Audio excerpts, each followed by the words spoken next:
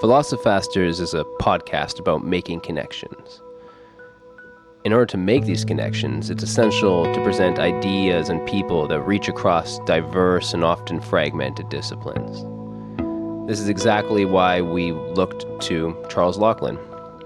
He's one of the founders of a discipline called biogenetic structuralism, a body of theory and research that integrates anthropology with the neurosciences.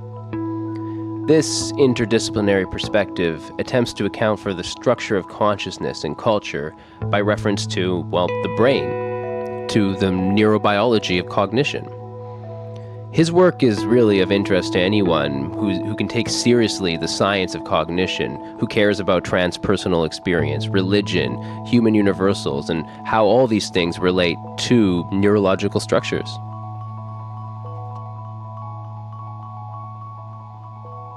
In educational circles, we often think about learning as being about reasoning, conscious and involved inferential problem solving.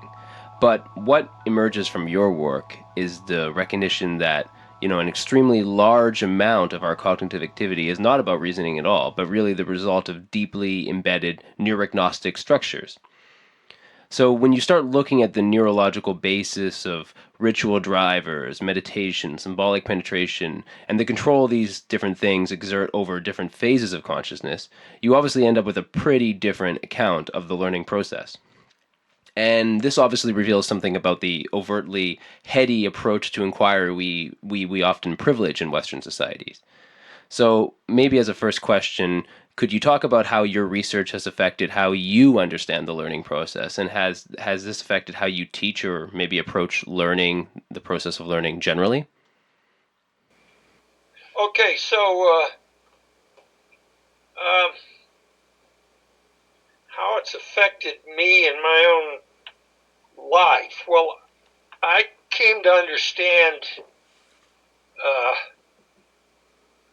quite early that for some reason that I'm a brain, I'm a nervous system, and I perceive myself that way. Have for many decades. I just take it for granted that my consciousness and my experience and my experience in alternative states of consciousness, like dreams, especially dreams. The last book I published was on the anthropology of dreaming. Yeah.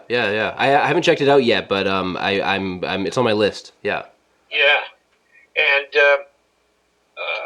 I've taken every opportunity to imbibe psychotropic substances at least once to find out what the experiential basis of it is. The last time was in Brazil and with a friend of mine with ayahuasca, and so that, but the difference between my understanding and that of most of the people around me is that I'm presuming that all of the experiences that arise, no matter what the state of consciousness, no matter what the state of consciousness, is arising between my ears. It's a production. The brain is producing a movie that for its own consumption, and if you take that seriously and you actually realize that in your life, not just know it or think about it, but realize it, then the question becomes, what's the relationship between the movie and the real world? Yeah. So that, for example, most of my research is, if you can call them that, and studies now are in astrophysics and astronomy and cosmology and scientific cosmology, and because I am keenly interested in how different our world of experience is from reality. That is to say, what exists apart from our knowing of it. Yeah. So that's one answer I could give. No, that's a good answer for me. That makes sense. And one thing I liked about, reading some of your work, and I have to say, when I was trying to get ready to talk to you a bit, I went through that tutorial you made back in the '90s on your site, Yeah. and that was really good. I really liked it. It was really accessible and useful, and it was awesome. So I'm just, yeah, great. It was a good refresher, actually. But what I was saying was, one thing I really liked about your work was the emphasis you had on, going back to the essence of phenomenology, and making that not just a theoretical thing where it becomes, where it becomes adumbrated and then acted upon, like you said, as if it were the actual sense of reality is really the theory, and there's that kind of separation that happens in a lot of phenomenological inquiries. And I like how you go back to Husserl, and you go back to, many incarnations in all different cultures of phenomenological inquiry, and take it really seriously as a practice, not a theory, but as an actual practice. And I wanted to ask you a little bit, how did you come to develop your work in your this idea of the transpersonal anthropologist? Maybe that's something broader than yourself, but you've talked quite a bit about this idea of a transpersonal anthropologist, and I wanted to hear what you had to say about that. Um, well, let's take a simple answer. Sure. Suppose that like my father, the only dream he remembered his whole life was a nightmare he had when he was young.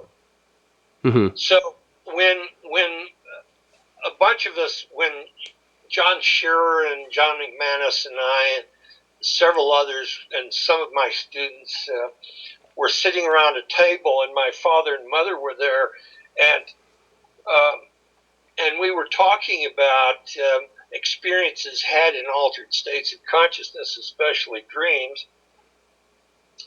Uh, my father didn't get it. Mm-hmm. He couldn't get it. There's no conceivable way he could get it because he didn't have the requisite experience. And if you then let's shift to the perspective that almost all human societies, certainly almost all traditional societies, reverence altered states Mm-hmm. and what is learned from experience in altered states. Uh, how can an anthropologist do adequate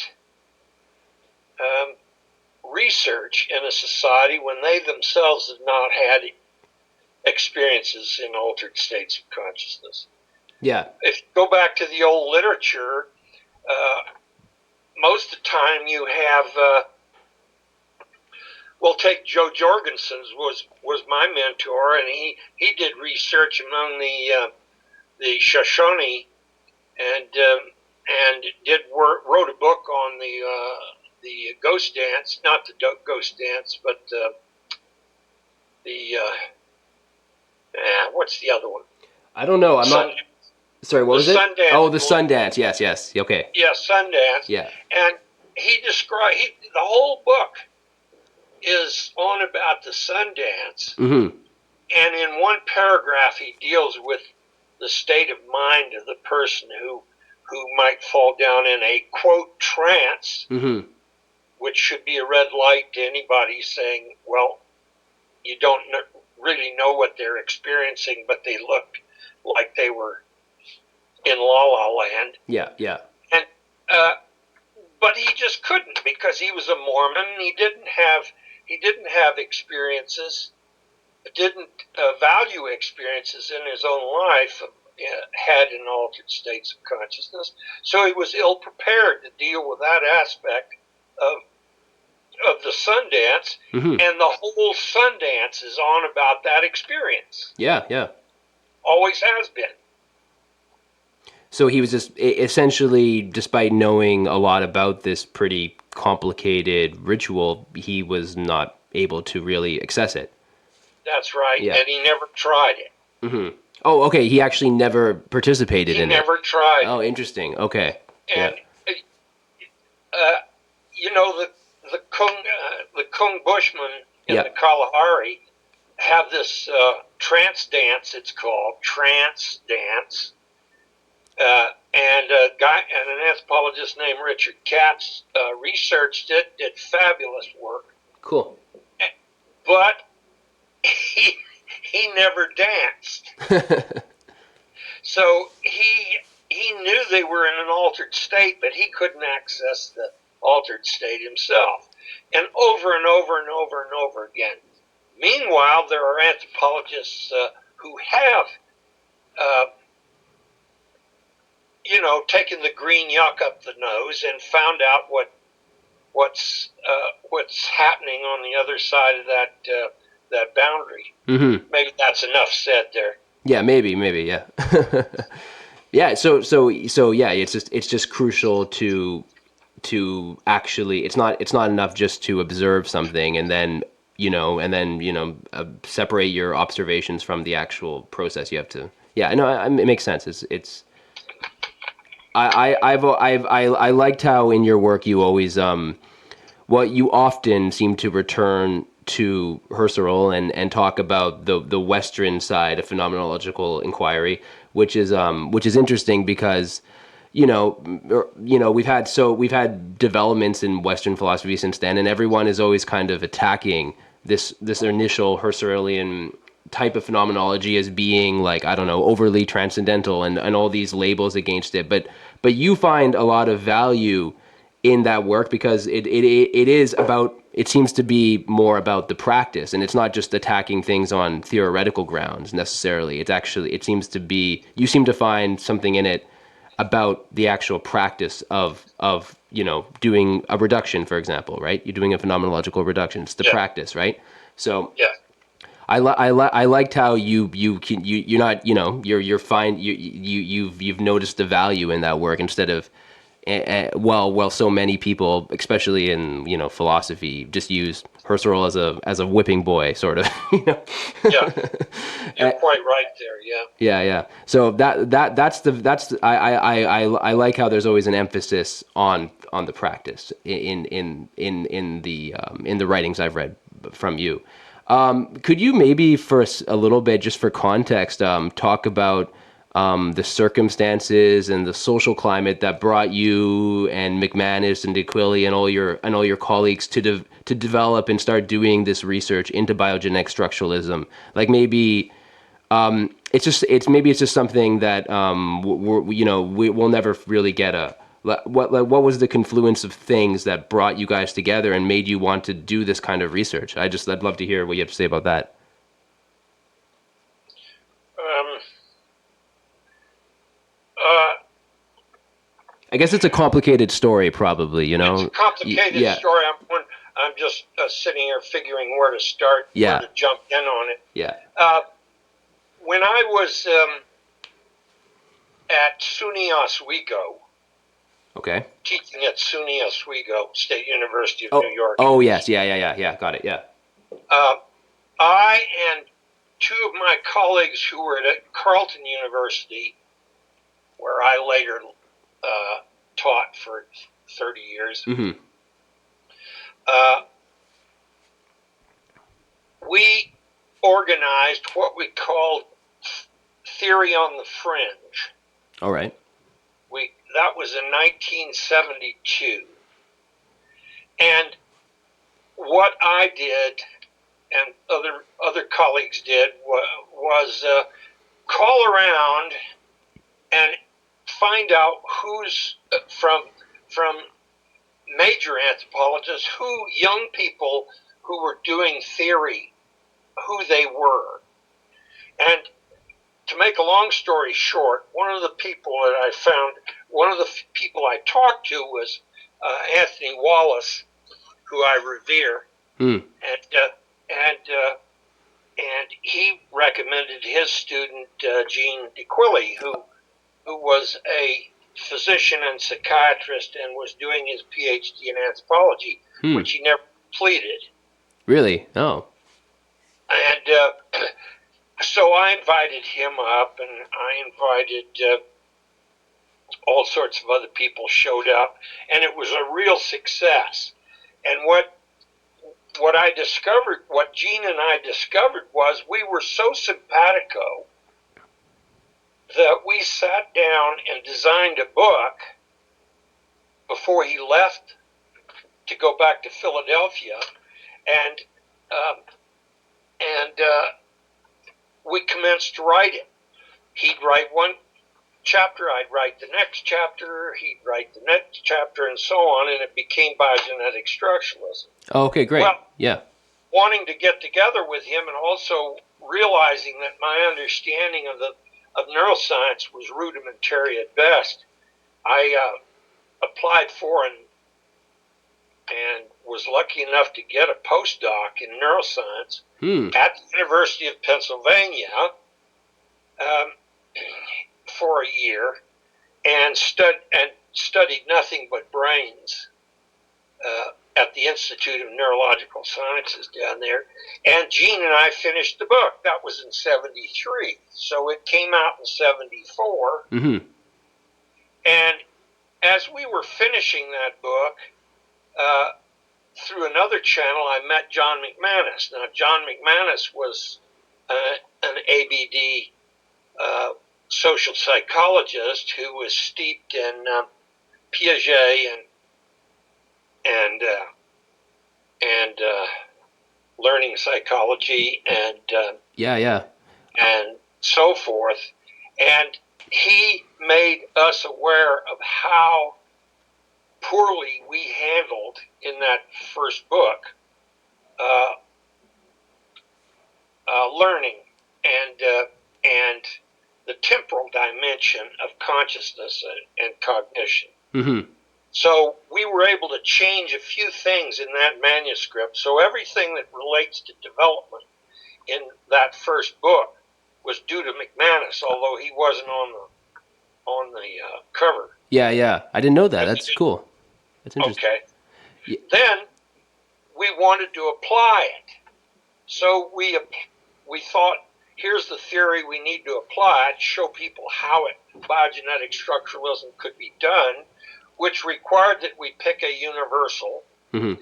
And the universal that Gene and I, because we were both interested in anthropology and religion, were interested in was ritual. And so ritual became the topic that we designed a book around and created a committee of people who were specialists to chapters on different aspects of ritualization and ritual. And that became the spectrum of ritual. Correct. Excellent. Yeah. So that's and that led to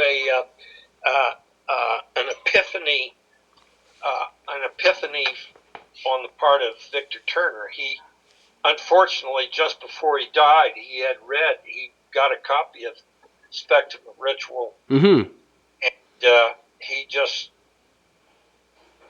turned cartwheels in his own thinking, but he was not, other than one article, he was not able to develop it. Yeah. You mentioned you sent me some stuff to check out by Victor Turner, and that it seems like he was that. I guess he wrote a little about this in the early '80s, and that was it. I guess or then he died. Yes. Okay. Well, that's too bad. That's interesting. Yeah. I have to say the stuff about the chapters in the Spectrum of Ritual by McManus were really great for me in just sort of just summarizing the significance of Piaget, and because Piaget, he's received, again, nowadays he seems to receive a lot of attack for just the way he broke down development into his 4 stages and all that. But I think McManus was really good at in the Spectrum of Ritual at just showing what regardless of whatever criticism you may have of Piaget, that there is still something very, very significant in his work, and it is very powerful. So those chapters were really exciting to me. Well, and the thing, if the single thing to take away from all of this is that anthropologists and others dealing with culture at a gut level run away from the biology of learning. Yep. They're inherently constructivists, and it's hard to understand why that is. I have theories about why that is. The simple fact that we don't learn anything unless we learn it by some kind of change in the nervous system Mm-hmm. is so blatantly obvious. And just like the hand and the liver and the heart and the lungs, the brain is evolutionarily designed to perform certain operations that are adaptive to the organism, and these have evolved over hundreds of thousands, millions of years, many of which we hold in common with other animals, Mm-hmm. and these people refuse to even look at that. Yeah, no, that's that separation between the underlying biological processes that are rooted in the same processes that animals use it's a strange divide between culture and nature, which I think you talk about really Yes. well, and you talk about it a lot. And before I read your work, I had read a lot of Thomas Sebiek, who I know you're familiar with. Yeah. And that was something in his early work. That was something that I found, he was really trying to champion that position, and I think he falls into that same culture nature trap in a slight sense sometimes. But he was really trying to emphasize that, hey, like, our modeling processes, human modeling processes, come from the same underlying biological processes that all animals use, and he was just, and that was a hard sell, like in the 60s, for example, when he was writing, right? Yeah. It was a really hard sell. So it's interesting to think about all that resistance and all that resistance that's still there, that's that divide between the Oh, it idea is still there. of. Hmm. Yeah. Finally, in the 2000s, some anthropologists have begun to talk about the brain, but they only began to talk about the brain when there was research on the phenomenon of plasticity in the brain, Oh yes, yeah. Hmm. which allowed them to talk about the brain and at the same time ignore it because it's totally plastic.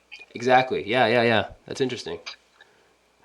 So. And of course, that's not the case. There is no such thing as a totally plastic neural structure. Hmm. It is in fact a structure, you would say, yeah. So it. Well, it's a biological structure, which means it equilibrates. It's not. It changes Hmm. with time. It grows. Hmm. We can watch them growing. We know what parts of the brain develop before other parts of the brain, Yeah.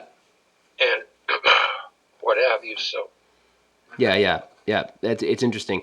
Now that the idea of I wanted to know about your feelings about the idea of structuralism in a philosophical sense is constantly has been attacked for a long time, and I wanted to hear from you. You argue that there are these are deeply these are evolutionary neurognostic structures that have developed over hundreds of thousands of years. So they are in fact structures, biological structures, and I wanted, maybe in the early days, was your work influenced by people who were the traditional kind of structuralist, cultural structuralists, like like Levi Strauss and people like that, and Do you think that I just want to know your feelings about the attack that people have, or the problems people have with structuralism, and maybe where some of this confusion lies and different concepts of structuralism. I wanted to hear what you had to say about this. It's a very confusing question. It's not even really a question, but sorry. Yeah. Well, of course, we were back when I was beginning to work out a neurological basis for culture, Mm-hmm. back in the late 60s and early 70s. Uh, Levi Strauss was the thing we were all, his work was what we were all trying to understand. Also, Chomsky's model, too, which was Okay. structuralist. And it's hard to recreate now because Levi Strauss to me is transparent anymore, but it was really difficult to understand Mm-hmm. because of his methods. What I later came to understand is, here you've got an automobile. You've got somebody, a naive observer who sees an automobile for the first time, and is fascinated with it and watches it and observes automobiles in practice and discovers that there's certain patterns and limits to the behaviors of automobiles, and wants to understand what the machinery is inside the automobile that makes it possible for the automobile to do what it does, and patterns what it does Mm-hmm. in predictable ways. Yeah. And but the only method they have, or think they have, is deduction. They Yes. deduce the structure. They create a model that, when you run a simulation on it, it produces the same behavior as you observe in the uh, automobile. Mm-hmm. Now, astrophysicists do that all the time. Cosmologists do that all the time because you can't. There's a limit to how much you can observe about the evolving universe, because you can't get out there except in a very local way, and you can't perform experiments on them and so on. All you've got is light coming at you. Mm-hmm. So you develop models that will account for the observed patterns of light out there, and that in fact is the only way we can come at what's happening by and large in the universe. But it's not the case with automobiles. You can open the hood. So my objection to Levi Strauss, it turned out, was that in his method, he was talking about was the brain. He mentions that in a few places, but just gives lip service to the fact that the structures must be neural structures. Yeah. But he does say that. But instead of going, over to the Collège de France and taking neuroscience for a year and learning what the hell the engine of the automobile looks like and how it operates, Yeah. he just went on with this same deductive model. Mm-hmm. So, and the problem with that is that somebody else can come up with a deductive model totally different, and it seems to explain the observed behavior. And that's where he ran into a whole lot of trouble. So we made the distinction between semiotic structuralists like Levi Strauss and evolutionary structuralists like Piaget and ourselves. Yeah. That's Seligman's preparedness theory and so forth. Yeah, and that's an important distinction right there. The type of structuralism they were doing and the evolutionary structuralism, which I would even associate personally from with somebody, an older philosopher scientist like Charles Sanders Peirce. He was, in my mind, an evolutionary structuralist. He talked a lot about how these structures, Absolutely. and also interestingly, you're bringing up the inadequacy of the deductive reasoning of these structuralists, and that's something that Peirce himself talked about a lot. He talked about realizing the different potentials of all three reasoning methods that he talked about: abduction, induction, and as well as deduction.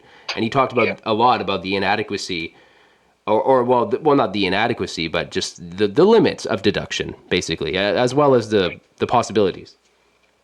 Yeah. Yeah. So that's that. Thanks for that. Was exactly you answered that a lot more articulately Yeah. than I posed the question. So thank you.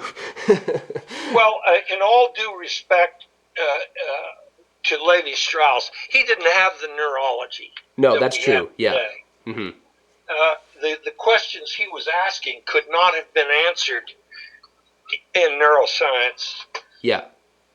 during his formative years, which really was, his relationship with Jakobson and Yeah. the Yeah. Yeah. linguist Jakobson and so on in the 30s, 40s, and 50s. Hmm. It just wasn't there. No, it It wasn't there. wasn't even there. It wasn't. It was barely there when de Quilly and I started writing. Yeah, that's what it seems like. Yeah. And it comes also from like it seems to me from from a young person looking back, it seems like that was the time when there was a huge emphasis in philosophy, in science, on linguistic structures, right? That people were fascinated by language being sort of the primary modeling system of all things, Yeah, right? yeah, And I think, as you seem to be suggesting, that the putting language in that high place, it sort of maybe even in a certain sense drove the wedge between the separation of like symbolic and cultural expressions, and separating symbolic and cultural expressions from their underlying biological processes and the one that they're rooted in, right? So in a certain right. so I like how I liked a lot how how the three of you treated language as really just a necessary, when you have human beings who are social creatures, and we're capable of modeling a world far faster than our operational environment, then language is just an entirely necessary thing. It's something that has to develop. The kind of language as primary modeling system that people like Sebiek seem to describe. It seems to be something entirely necessary, and because of that, you're able to connect language with underlying biological processes. And I think that's one of the it's simple, but it's important in terms of what your work offers, I think. I think so. Yeah. I think it was essential, and again, there's a whole history to the relationship between linguistics and anthropology that sort of underlies some of the difficulties in integrating language socialization research with cultural or enculturation Yeah. research. Yeah. And again, we argued, same brain. Don't separate language from learning, because language learning from other types of learning, because it's the same damn brain that is learning. Exactly. Yeah. Yeah. Yeah. That makes sense. Yeah. Could you maybe say a tiny bit about you have developed a lot of various the work you've done in the symbolic, what do you call the symbolic function, right? Yeah. The evocative, fulfilling, and expressive modes, and also the concept of some other concepts like the concept of homeomorphogenesis and things like this that really connect are making an attempt of connecting symbolic processes with neurognostic structures, right? Could you talk about maybe that aspect of your work, like what led you to because these are really in some ways quite developed concepts you have here. The symbolic function, it's quite, there's a lot there, and I was wondering if you could talk about that aspect of your work as it relates to your broader biogenetic structuralist project? Yeah. Uh, well, symbolic processing is just fundamental to how the brain uh, allows the organism to adapt to the world. It's designed to seek out patterns and in the world and make those patterns meaningful, so that a portion of the pattern, the presence of a portion of the pattern, will lead to the entire knowledge of the total pattern uh, in experience. So, I see a flash of yellow in the bush, and I head for the trees because I interpret that as a tiger Yeah. or a puma. Down here, it's cougars, and it may in fact be a donkey. Yeah. It could be I could be something. wrong, Exactly. Yeah. but the adaptive the process that led to that detection of pattern and imposition of meaning is so fundamental to both uh, the brain function and development and learning that it seems to me absolutely central to everything that anthropologists are talking about with respect to learning and enculturation, Yeah. institutionalized enculturation, and so on and so forth. Yeah. That makes sense. It is very, very essential, and it's interesting why how that kind of that wedge got driven between symbolic processes and other forms of just perception in general, like in how in the more structuralist vein, the idea that symbols were conventionally rooted somehow made them different to people than like other kinds of signs in the world that we might perceive, right? You've never once in anything I've read by you would subscribe to that notion that something that is culturally conventional is different than any other sign, right? And I that's quite crucial. So cool. Yeah. Um, And moreover, what the anthropology of education has taught us, mhm. if it's taught us anything, is that societies only institutionalize learning when they want to control the meaning. Yeah, they want. So, Most of what people learn in their development is automatic. mhm. It's just the brain doing its thing. So, for example, you're hard pressed to find any society that corrects children's grammatical usages, Yeah, but they will institutionalize the appropriateness of social communication. You yeah. see the difference? Yeah. Yeah. No, it is interesting, and that so you're saying that when we have educational institutions, their principle, they're really just trying to sort of standardize our Yeah, yeah. absolutely. That's their sole purpose. If that we learned from the anthropology of education. Cool. The Yeah. only reason we have schooling for so much of our young life is that we live in a technocratic capitalist society that has to impose standard learning to produce the people who will put bolt number 375 and hole number 750 Yeah. on the assembly line. Yeah. I mean, Exactly. Yeah. yeah, And that relates to another thing that I like in your work is you talk about the how technology has throughout human history really been an empowering thing. Like the concept of technology that you guys put forward has been empowering, but in this current technocratic society, technology is becoming disempowering for people, and and Absolutely. and could you maybe say a little bit about that? Yeah.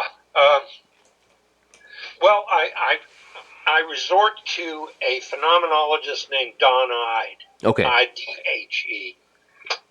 He talks about uh, technological phenomenology, I think he calls it. Anyhow, you can look that up. I will. Yeah.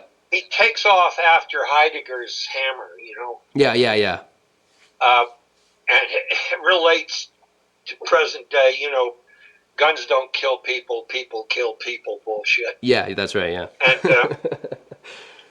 uh, and and he to make to focus on the right point here, he argues that all technologies are multivalent. Okay. That any technology from a simple hand axe to cray supercomputers and rockets Hmm. can be used for constructive and destructive purposes, Hmm. uh, depending upon the intention of the user. Yeah. Yeah.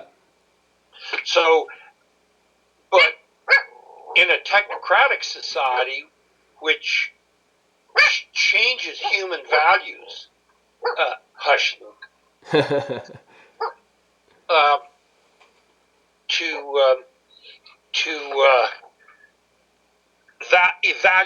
valuing proficiency and efficiency over other values, then technological developments can be used and are used to disenfranchise labor, Yeah. Yeah. Yeah. and you get into a whole neo-Marxist argument there Hmm. about determination in the last instance, and that sort of thing. That the economy will, in the last instance, determine what we are taught, how our consciousness is conditioned, Hmm. and the skills and opportunities that are available to us. Yeah. Yeah. And So for example, I've been watching the development of very keenly because I've got a thing about robots. I've followed robot technology for many decades, and yeah, cyborg consciousness and all that. Yeah. Yeah. yeah, and now we've got self-driving trucks, Hmm. and everybody's, are they going to, are they really going to work, and would you ever drive in one, and what have you. Nobody's talking about all of the truck drivers that are going to be put out of business, Yep. That's or at least I have not found that discussion in any of the no, newspapers that I and read. neither have I. It's completely a non-issue. Yeah, It seems for some reason. Yeah.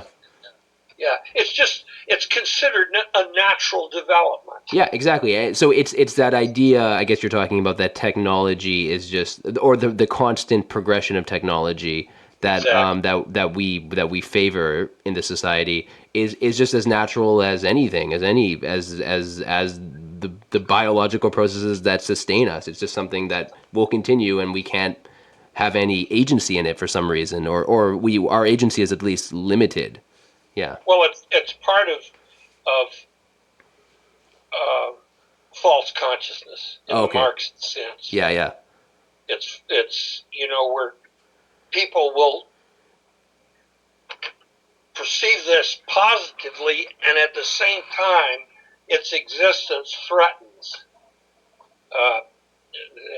Advanced technologies threaten people's jobs and livelihood. Hmm. And how do you get how do you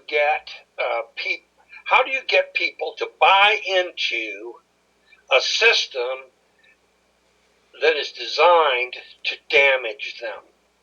Well, the answer is you have an educational system that conditions them into that attitude. Yeah. Yeah. No, that's yeah, it's a very interesting aspect of your work, and I wanted to know maybe why do you think could you explain to us maybe why why you suggest that in more traditional societies technology was empowering? Why was technology empowering in these more traditional societies? And is it just because well, actually, maybe I'll let you speak. Yeah. Well, technology, again, a la Heidegger's model, which Don Ide goes on to develop more fully. Yeah. Uh, the rudimentary technologies, tools Hmm. primarily, uh, allow a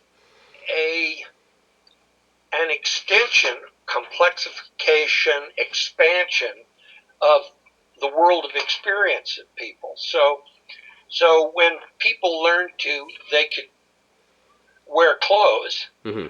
and that protected them from the elements. That eventually led to the expansion of Homo sap out of Africa into Europe and Asia and so on. Yeah, it was fundamental. Yeah. Yeah, it was fundamental. If you've gotten into rock tools at all, I used to nap stone tools for students in class, Oh, show them cool. how they were made. And your basic hand axe, you can go a long way with that hand axe. I mean, the hand axe existed for something like 250,000 years before anybody ever thought to put a handle on it. That's It was so efficient. It made so many things possible. yeah. Eating of foods that were not otherwise available, uh, killing game that was not normally available, and so on and so forth. Now, where technology really turned, but at the same time, even from the very beginning, a hand axe can be used to crack nuts and also to murder your spouse. Yeah, that's So right. it's multivalent. So that multivalent aspect has always been there with technology. It's that the preponderance of of uh, of the influence of technology upon the evolution of the human species, it brought us to absolute dominance in the world. Yeah. Biological dominance. We're the apex predator, the apex predator. I suppose if Megalodon came back, we would it would show us a bit of humbleness, but that's not likely. No problem. No, not likely. Yeah. Yeah, and so so, but there came a point, and of course that was what we call the industrial revolution. Hmm. But in Marxist sense, it was a revolution in consciousness, and and with it the alienation of labor Yeah. and all of that, and so that technology, um, the deleterious aspects of technology have been far more um, have had far more impact on human society and consciousness since the Industrial Revolution than Yeah. at any time prior to that. Hmm. And do you think there is there a way of countering this this disempowerment? Like, is there a way in a technocratic society where technology can become widely empowering again, or does it just seem to you like a running out of all these Marxist ideas that are just perpetually kind of playing themselves out? Or what do you think? Well, the answer, of course, I'm biased as a Buddhist, but the ultimate answer is awakening. Yeah. The ultimate answer is um, freedom, liberation of consciousness from the conditioned aspects of its formation. And the role of education there is just enormous. I mean, that should be, and in some places is Mm-hmm. the primary dialogue going on. Yeah. I totally Theory agree and with you. practice. Yeah. My son-in-law is a teacher in Shoreline, just north of Seattle, Okay. and we have long discussions about the effect of these standardization interferences in education Mm-hmm. with a more liberal, or more liberal is not a good word either, because that's just ideological as well. But Yeah, it's becoming especially. a post ideological educational curriculum. Yeah. What does a post ideological educational curriculum look like? It's centered on how consciousness works. Mm-hmm. It's a person is empowered. It results in the empowerment of the person in their own development. Mm-hmm. It's centered on a person coming to understand how their own mind works. Yeah. And a lot of the curriculum can be around critical thinking. Mm-hmm. Critical thinking. Why is it every time you go on your little handheld computer device and play games, there's all of these ads pop up? Why does that happen? Yeah. I'm stumbling around here, because I haven't talked about this in a long time. But it's basically it's just, I would have at the center of an educational system, right at the middle, is meditation. Yeah. It's the development of a mature contemplative, like you talk about. Exactly. Yeah. Exactly. And self-aware phenomenology. Yeah. Yeah. Well, thanks for answering all these questions. I really like especially the discussions about education and learning. It was super. I was really great to just hear your words on these subjects and bring this stuff to life a little bit for me. It was awesome. Thanks for making the time to talk a little bit. Oh, it's a pleasure.